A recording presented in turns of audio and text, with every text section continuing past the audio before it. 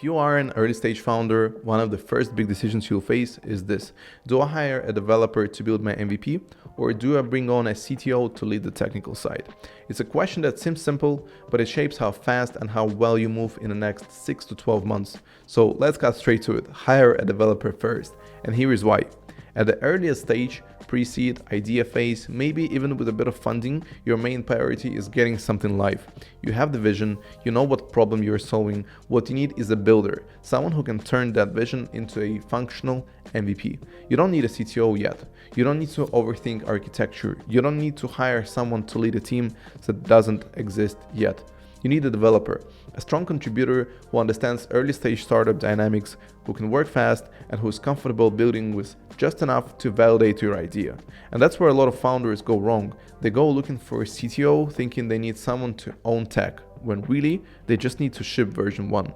So if your scope is clear, your roadmap is simple, and your goal is speed, a developer is your best first hire. And when do you actually need a CTO? So now let's fast forward. Your MVP is out there, you've launched, you've got users, maybe even some early traction. You're starting to get questions about scale, security, performance, your feature set is growing, your architecture is not keeping up, and this is the moment where a developer isn't enough anymore. This is when you need someone who can think beyond execution, someone who can lead. And that's where a CTO comes in. A CTO isn't just a senior developer. They think about architecture, infrastructure, hiring, team growth, and long-term scalability. They don't just write code. They build a system that lets you move faster, more reliably, with fewer breakdowns. They are also your strategic asset on the pitch deck. But here is the nuance. Most early stage startups don't need a full-time CTO right away.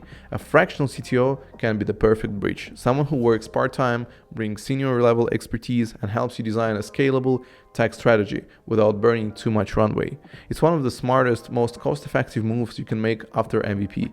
Keep a lean dev team and plug in experienced leadership where it matters. So how to actually decide?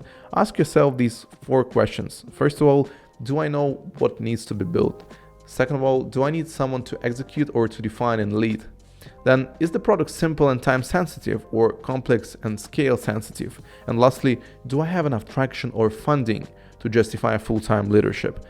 If you're still pre-traction, still testing, hire a strong developer and stay lean.